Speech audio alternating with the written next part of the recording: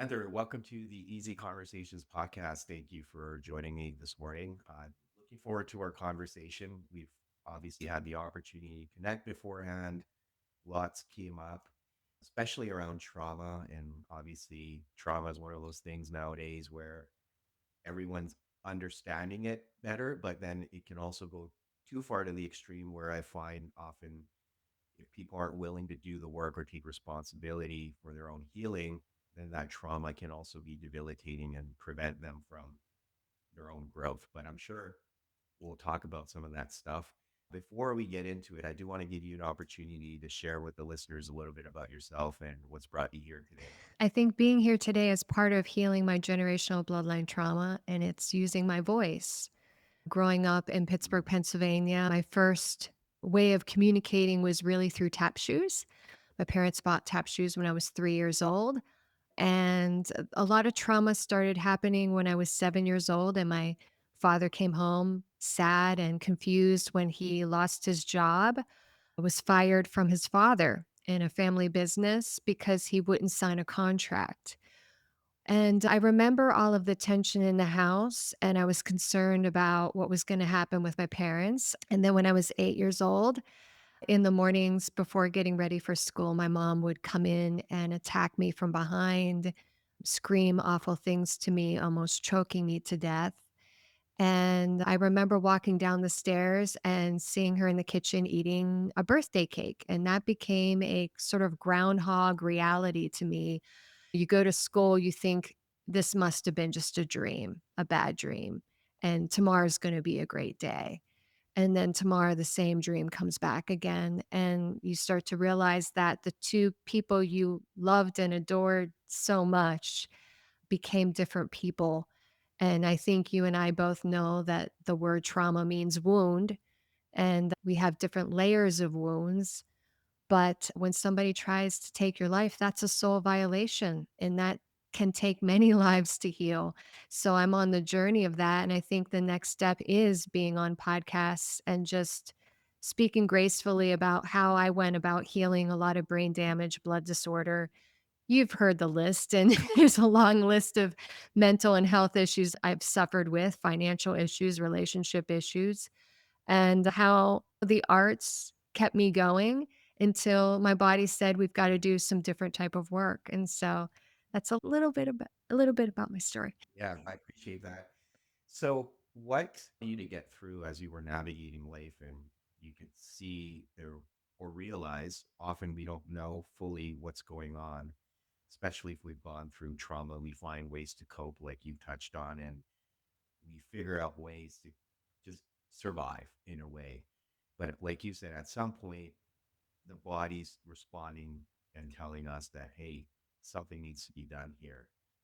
But I am curious before we talk about how your body was responding to the trauma, what was the mental state? How were you getting through and progressing, knowing that there was all this stuff going on in the background? I don't think until you hit the Mm, sickness or the inability to walk. So for me as a child, I became very genius in being able to read the body language in the room. And I had to read my mom every day because I didn't know what she was going to do to me. So I lost myself. I lost my development of self identity, of self development. That's what soul violations do. Severe physical and sexual abuse causes emotional dyslexias and brain damage in ways that I think we're just starting to tap into. Hopefully, I can bring some new sciences or old sciences to the table with that conversation. But so, as a child, my mom, narcissist, some would say borderline psychopath, loved the arts and dance. So I was doing that 24/7. And yet it was great because I got to get out of the house and be safe, had some great teachers, and I was able to be creative, but I wasn't developing who I was. I was developing other mm, characters. And that's what we do, whether we go in show business or not. We're developing somebody else to please the people in the house that don't seem to have a stability, an emotional stability of how to deal with problem solving, conflicts. These are generational traumas. In my family system, it's very serious traumas. There's degrees of wounds, and not to say that any wound isn't deep and stuff, but it depends on how long it will heal. So if I had only been violated once, it probably would have healed faster, but because it happened over and over again, that's a chronic buildup. That's severe damage to the whole system. So that takes a lot of work. It was a full-time job for me, Mhm. and there wasn't enough Yeah. resources. I paid out of pocket for everything. So the mentality of my 20s in show business is I'm a sugar addict. I'm not feeling, I'm playing characters. I'm not showing up for Yeah. my relationships. I'm just getting what I need to survive. In my 30s, and usually it happens around, I say 35, 40, maybe even 50, is when people start to say, okay, we can't ignore the patterns anymore. You know what I mean? Like the patterns are in my face, and I can keep saying it's this and this, or I can keep running because, that child inside was a child and it's scared and it feels shame and it feels all these different feelings. That's not its responsibility. It wasn't my responsibility to take on all the pain of my mom and my dad, but I did. I was the scapegoat. And man, was that heavy. That's heavy. So I really what happened was when I moved back to Pittsburgh after my showbiz career, and I was confused. We're always confused about who we are and what we're doing. I wasn't quite Right. sure what I wanted to do. If am I gonna open a yoga Pilates center? My mom was very negative at the moment about that. Feeding in, you're constantly hearing this voice that's not your voice because you're so used to the programming of mom, dad, grandma, whoever it was that you grew up with. And I actually woke up in the middle of the night. There was a moment and I was told Reiki, and I write about this in book 1. Reiki. I didn't know what that was. I grew up in a blue collar home. I didn't grow up Yeah. studying ancient science. So I got online and immediately this woman pulled up and that started the energy journey. When I got Reiki master trained, I knew all this symbols already from either my past lives or my ancestors. It was already in me. And my teacher, who was 30 years older than me, we ended up bartering and studying off of each other. I was teaching her Kundalini, I was teaching her about prosperity stuff. And that started the seeds. And then right after that happened, my body started to open up all the pain. Why was I eating the Yeah. sugar? Just like, why are you drinking? And now I'm more mature, more ready to deal with that. Because if you're not ready to deal with that, you keep running. That's what you do. But Yes. now that I was able to start to deal with that, my body's falling apart. And being a physical master, having a world record in turning in tap shoes, working with the best dancers in the world, I knew the body. Like I knew it well. And when I started having Yeah. pains and injuries because I was not doing anything, I knew it had nothing to do with physical exertion and it had everything to do with trauma. The problem was is there wasn't enough people, there wasn't anybody educated on it at the time. And that's where I had to start Right. going outside the box and also going into my intuitive channel to start to wake up and say, this pain is about all those years that you didn't get to cry. You didn't get to have a voice. You didn't get to have an opinion. You didn't get to develop. And now it's time. Yeah. Sure. Yeah, no, that makes sense. And it's interesting because one of the common themes I've been finding in my therapeutic work is a lot of people presenting similar challenges where I hear, oh, I've stopped drinking alcohol or I'm not using substances. But because they haven't been able to identify the root cause of the behavior, they've replaced the substance use with something else. And I hear when you say the sugar piece, so many people are like, oh, yeah, I'll have sugar or I'll drink caffeine or whatever it is. But because you haven't addressed the root cause, you've just replaced the behavior.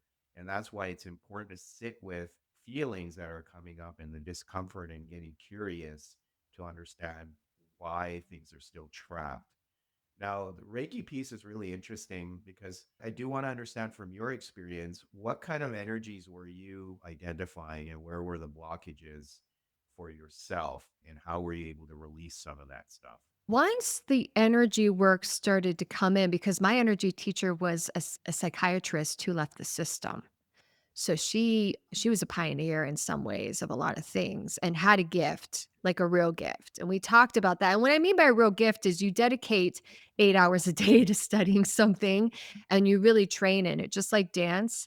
So when I say I'm like a trauma expert, it's because unfortunately I lived it 15, 16 hours a day, trying all kinds of sciences as a mad scientist. Okay, the clients that would come to me start to take notes. Okay, that didn't work. Okay, that didn't work. Okay, they did all that for 2 years, but because you're talking about, we do have band-aids in trauma, and we do need to get to the root. And I don't think that's one science.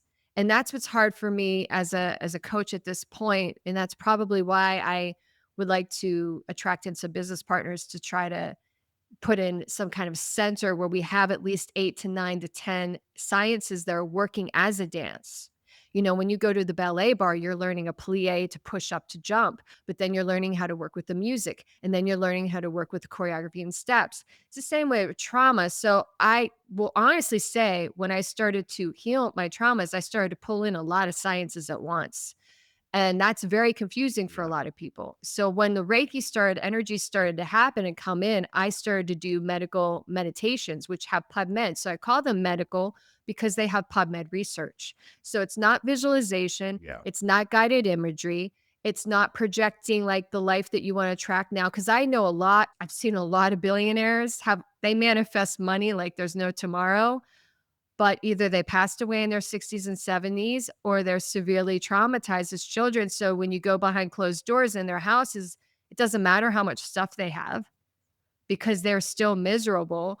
So we know money is energy. So I think we're moving in a time period of balancing that energy out of what that means. So I was doing medical meditations. I was doing PTSD brain protocol and childhood trauma brain protocol, which is huge because then it was correlating with the stories that were stuck in the tissues and the bones. So it wasn't just, and the releasing was involuntary shaking. You and I talked about Peter Levine, who's the pioneer. But Yes. honestly, when my clients read his books and then did my work, like the shaking we've been doing is much more intense, much longer, much more like I know my storyline.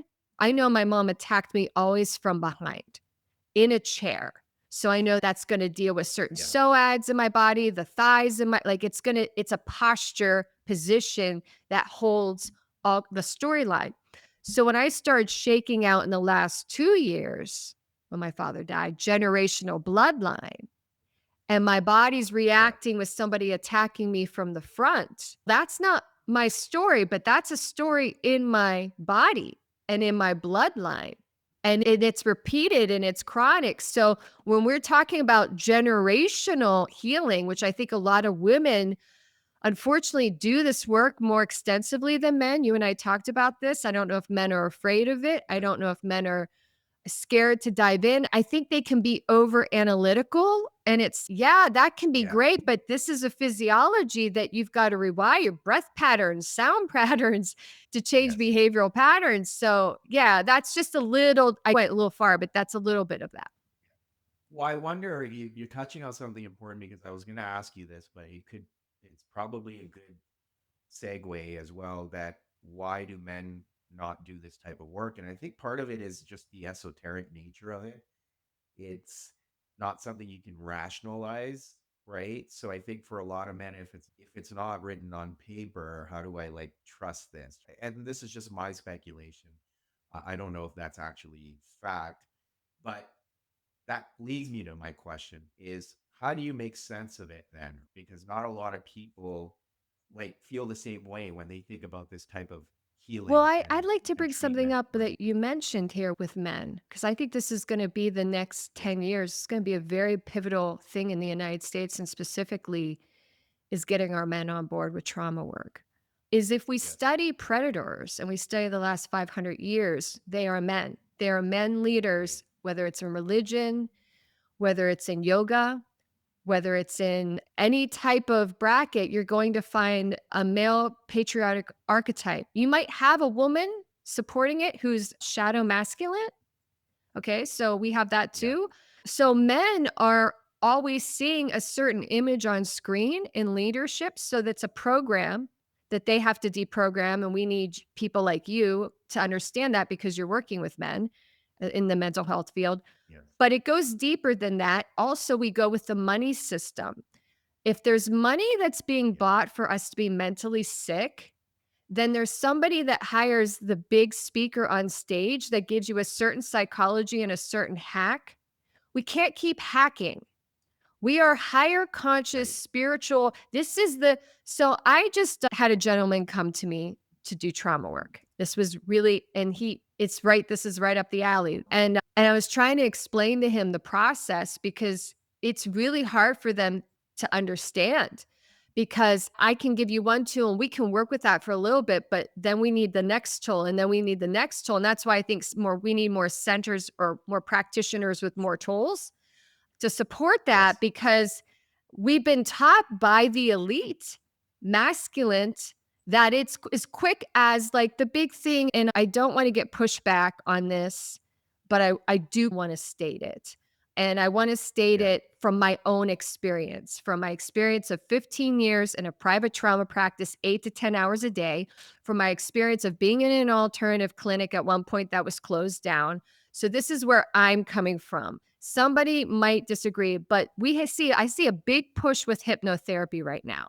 It's the thing, okay, maybe it helps you with quit smoking. Maybe it helps you with not biting your nails. Maybe it helps you with falling asleep, but it is not going to empower you in a way of doing like a medical brain protocol series. I studied all of the women that were sexually abused through hypnosis. And that's where I started to not practice or study that lane because there was so much research and so many women I met that under somebody's hypnosis was sexually abused. We need to talk about that side of it Yes. too. So when somebody comes to me and I'm Yeah. teaching them a brain protocol and giving them homework, you do this for 11 minutes, this for 15 minutes, you go home into your safe space or you're on Zoom, you're in your safe space, and you call upon whoever you believe in or whoever you guides you, or maybe it's just your higher self, and you put yourself through your own hypnosis by doing medical meditations. And whatever comes up, you write it down, and then you go to your therapist and you talk about it. That's a process Yeah. that's much more empowered. It takes more time, it's more evolved, but that's where we're headed. The younger generation's not gonna keep accepting the Band-Aids. You know what I mean? So, no disrespect to hypnotherapy. I know some people that love it. I'm just telling you what I've read in the stats in regards to women and Yeah. safety. I'm also concerned about, yeah, you can help something. And maybe that's the thing that maybe you help them stop biting their nails or stop smoking that then gets them into trauma work. Great. But they've got to get into deeper work because there's underlying issues. And you know what? This is happening for a reason. I'm going to download. My father got hypnotherapy. It was one of the first therapies he got. Wow. I'm just Yeah. getting this right now. And he might have solved one issue. I'm ready to cry. But he was so severely traumatized, didn't solve the bigger issues. Yeah. Wow, I didn't expect this answer. It's because you're a mental health therapist and you're holding space and you get this stuff. So thank you. That was a big, I just light bulb moment for me of why I'm so diligent Yeah. about that one subject matter because I see the ads now. I see them everywhere online. And for the consumer out there, oh, I'm feeling it in my heart. For the consumer out there, you got to be careful. People who have big money can really push something out like it's no tomorrow. And we got to start breaking that down. Yeah. So my message Yeah. today when you When read my books, unfortunately, it wasn't an easy quick fix. It took a lot of discipline right. and hard work on my own, and it took speaking to the right people to help build my self-esteem and say, "You're on the right track." I had mental health therapists that supported my journey. Like, "You're on the right track. Keep doing what you're doing." You need those people, your support system. So, anyway, thank you. I went off on Yeah. that. No, I appreciate that. And I think what you're touching on is ultimately, and you see this a lot, and you're seeing the money creep into the mental health side of things as well. But I agree with you. There's a lot of band-aid solutions out there, and people unfortunately run to it. That's my beef with medication as well when it comes to mental health, because you're not addressing the issue itself, right? You're finding a temporary solution that might make things worse, and often it does. So there's that piece. I do want to center the listeners as well, because we touched on something. And I just want to make sure everyone understands this, but we were talking about the shaking piece and Peter Levine's work. Just want people to understand the hypothesis there is that a lot of the times the trauma gets stuck in the body as energy that we need to release. So Peter Levine specifically, whether you agree with it or not, he would get his clients to do like really intense running or just finding ways to connect with that energy and release it. So then that trauma is released, which kind of goes in line with a lot of the work that Bessel van der Kolk Mhm. did in his book, The Body Keeps the Score. He was working with clients to find different ways of releasing that energy Yeah. too, which brings me back to your experience in the creative arts. Because one of the things you shared with me was a lot of the times you were expressing yourself, but it was also releasing a lot of these emotions that you had built in, whether it was the anger, the pain. And then last time we chatted, we talked about the dancing piece too, right? How was that for you? And I know you shared with me before we started recording that you've had some realizations around your experience with dancing and how it was coming up for you. So just want to turn that back to you and see Yeah, your thoughts on it. dancing was what kept my parents together. So they went out dancing every Wow. weekend for 50, 60 years, like every weekend. They were incredible dancers. So when they were on the dance floor, there was something, were they somebody else? Were they in a make believe show? I don't know. You know what I mean? But when they were Yeah. home, there was a lot of conflict. And the conflict would really start with themselves, right? Because they both had severe personal trauma. So it really had nothing to do with the other person.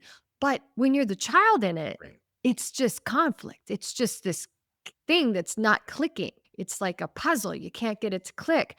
So, dance in my 20s, gosh, it was my voice, it was my expression, it was a way of me storytelling, but in my 30s, I realized it was also my way of and Mm. I noticed this when yoga teachers of 15, 20 years would come to me for private trauma work, they were disassociating in their breath work, which fascinated me because I'm like, wow, I had such I respected them, but I was fascinated with how can you do that? So you can disassociate with anything, by the way. And Yes. so for me, people will always ask, did dance release that energy? It didn't. In fact, in tap dancing, it Mm. stored it. So I had to stop dancing because I lost my ability to walk 11 years ago. So God really, it took a turn. And that forced me to have to go Yeah. within. So when I tell people you hit rock bottom, you're always getting cancers, that's because somebody an angel's going, hello, wake up, people. We want you to come to this side of the room. We want you to do some meditation work and some breath work. We want you to learn how to love that inner child. It's inside of you, it's not out there. It's not where you're looking at. So for me, it was painful to stop not being able to move. I was in a I couldn't move really for 2 years. And so I had a lot of trauma generationally with both my bloodlines. And I understand that now. And I find that a lot of women do too. And I find that the women go home and their husbands are detached and they don't understand and they don't dive into any of the work or they don't assist in ways that it just keeps that separation. I wish I had the magic pill that I could shake out thousands and thousands of hours of trauma like that. But I also think that if we don't get to the reality of what victims have to do, we don't get to the reality of the consequences of a predator. Okay. We can't just keep Mm. saying they were abused too or forgive and forget. No, their consciousness doesn't evolve until they pay a debt on actions. That's cause, laws, and effect. And that's something that I really am going to be an advocate at this moment moving forward because I felt so much guilt over healing in some ways, like being shamed by my family Yeah. almost because I was changing and having a voice now and realizing I don't know if this is my definition of love. I don't know if this is what love is. I think I love my mom more by calling her out on her stuff and not letting her behave like getting away with it over and over again so that she never gets to evolve. I think I may be her greatest love, even though she can't stand me. You know what I mean? Like, it's that Yeah. kind of story thing. So dance, I'm now starting to dance again, and it's exciting because my body doesn't hurt ever before or after. I'm more Right. flexible because I don't have to force the stretch, because I have stayed in the pain to release. Because you hear my mom used to say, "We all have stiff backs from our generational. We all have tight hamstrings." We have tight hamstrings because we have tight psychology of traumas in us, and so if I stay in the hamstring stretch and I'm breathing and I start crying and I start understanding the restrictions of how we've been limited in the psychology, then guess what? I have a flexible hamstring again. But it ain't easy. Yes. So I'm starting to Right. categorize my program as a martial arts healing generational trauma program, because I want to inspire women and men that you don't have to watch movies and think, oh, isn't that a cool superhero? No, you got to step in and start being your superhero. And superheroes have to go through battles.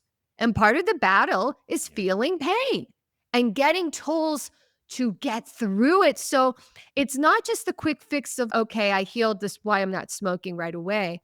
But when I heal it, I have depth now. I have integrity. I have standards. I walk around and I don't know, I'm not fake anymore. I'm not putting on a mask to people please. It's exciting. We want to see more of that, because when we see more of that, we see relationships working again. Not perfect, working. And so I went on a tangent there. I'm sorry. Yeah, no, right. Okay. No, but as you were sharing something, I also had a realization about my dad. So it's crazy how it works. But yeah, he's going through some health issues, and often, like I was just visiting last weekend, and I can notice a lot of resentment coming up, but I just had a realization that still living out his trauma. And I just had this immediate shift as you were sharing your personal story around moving from that resentment to compassion.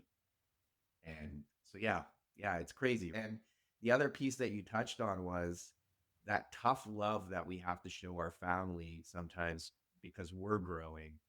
It often reminds me of the where they talk about if you've got crabs in a bucket and if one crab is trying to crawl out, the rest will try to grab that crab and pull it down. And sometimes that's what growth feels like, especially in your family, right? Like with friends, you can remove yourself and change your social circle, but with family, if there's events, you have to see them. And I've been playing that out in my head as well over the past week. Okay, I just spend a lot of time with my family. I didn't feel in alignment.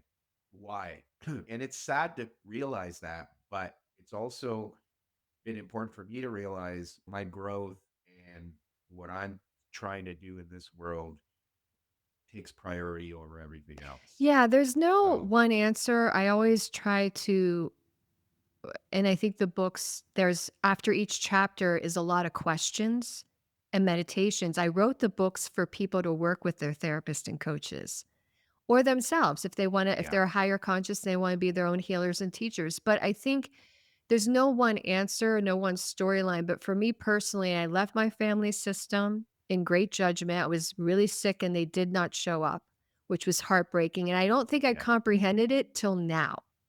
How sick I was, I could have died, and nobody showed up yeah, to ask the questions, to do the fundraiser. I had to close my business 12 years ago. Then I go through this process, and then 2020 happens and I go back into the family system, which I call my PhD, because I go back in rewired, not fully, but a lot, to see that nobody has changed and that I'm still being treated energetically and the same. And I feel uneasy about it. It's not fulfilling, it's depressing. And it's at some point, and so then my father dies tragically. I write that in book 2. And me and my mom, she ends up being very disrespectful to me. So exiting wasn't really, it was a choice. I had to do it. It was just like, this is a necessity. As far as my extended family, they disowned me, I would say 10 or 12 years ago when I came out. I was just like that thing in yeah, the room nobody wants to really address. So I just lost my whole family system. And it is a devastating thing. There's a lot of tears, but what I got in the last couple years was my angelic family system. I got abilities to be psychic and medium and work with the other side. That's what brought me to you. That's what brings me to other hosts. We are like-minded people trying to evolve, trying to help society. And when I heal, when I break, I'm breaking curses. When I do that, I help them. But part of the angelic warrior now is to release them. And they don't actually know me because they only know the masks.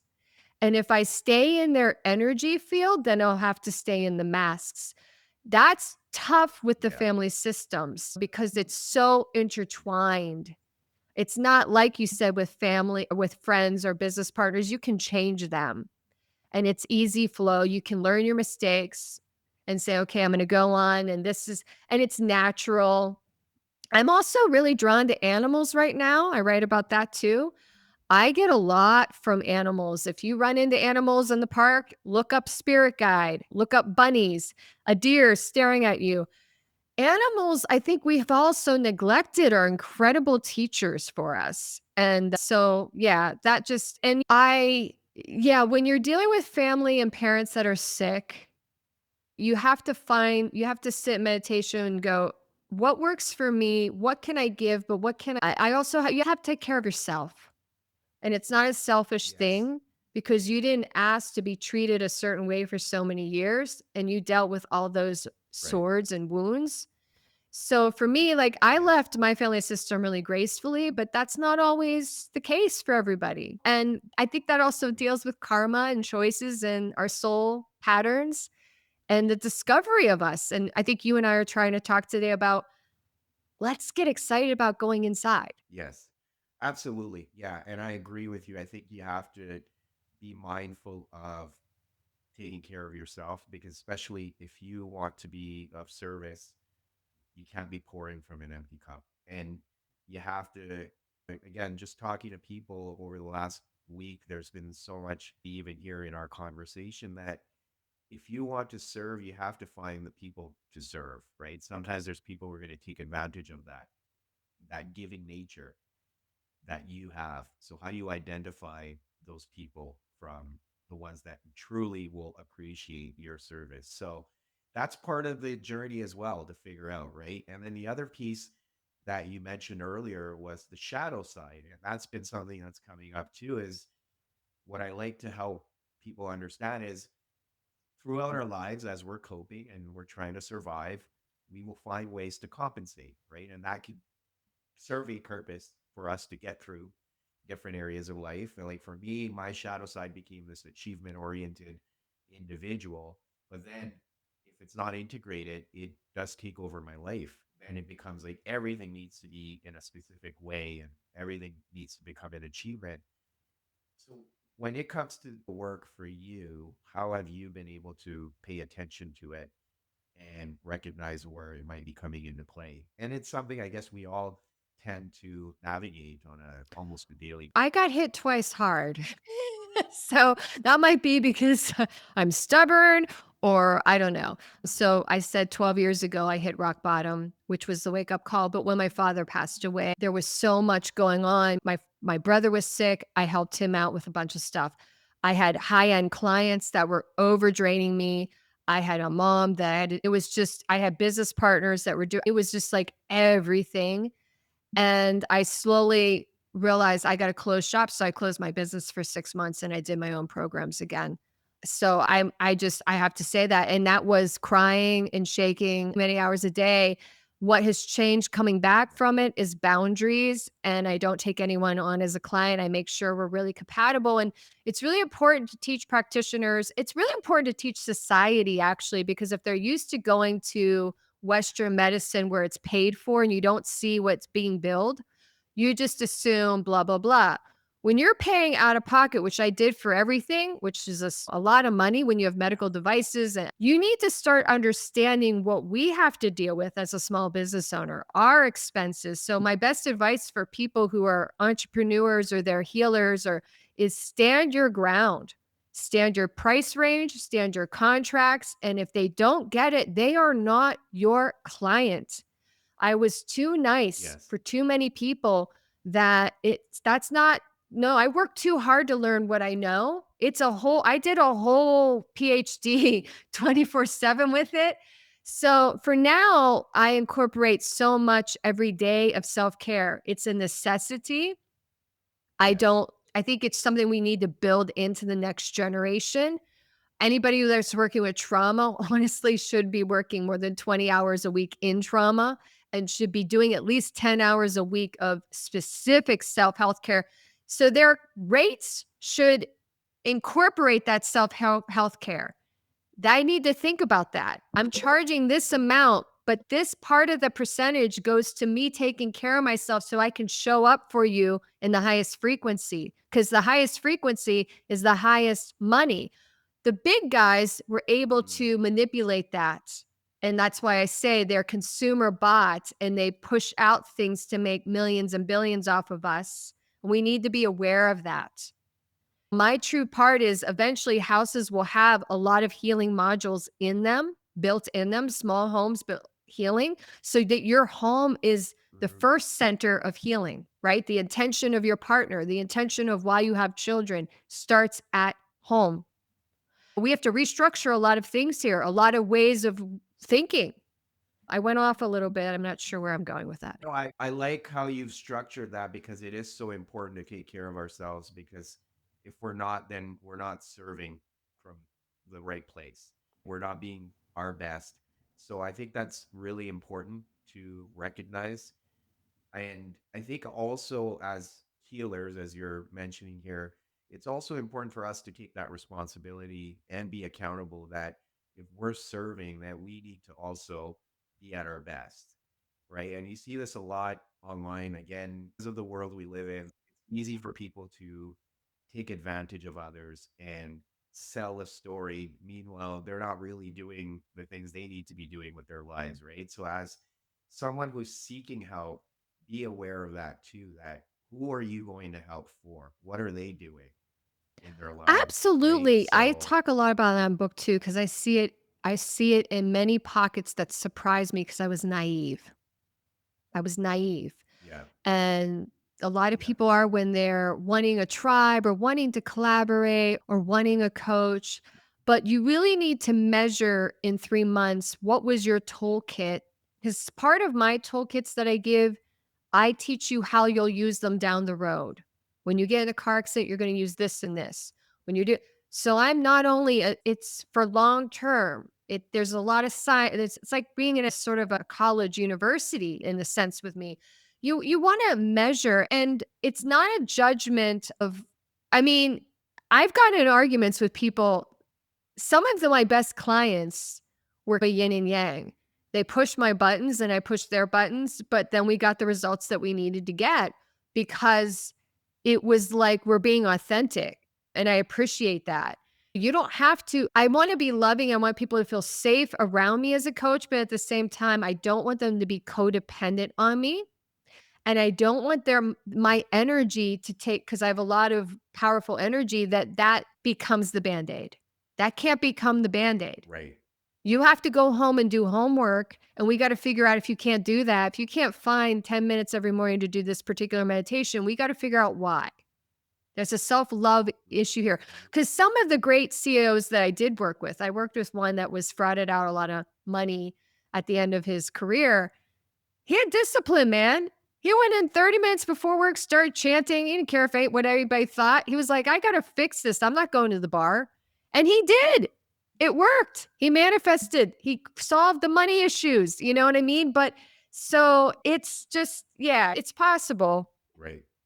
Yeah, and the other thing you touched on that can be triggering for people too is on both ends, but often as a healer, you have to be selective who you work with too, right? So if your message and what you're or observing in them, and if it's not something they're going to take seriously and work on, then you're everyone's time is being Yeah. wasted and your energy as a healer can be directed towards someone who would actually benefit, which is taking away from that, and they may not benefit from your work. They may have to find someone who can meet them where they are. Right. So that selectiveness again is really important for both sides to maximize And that's why the you need a value. community of referrals. You need to be able to say, Yes. this personality would be much better with you. Yes. Yeah. Yeah, absolutely.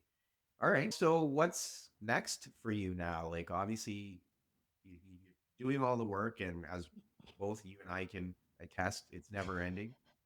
But where are things going now for you? Things are going now for me is I'm going online more. I was not a big Yeah.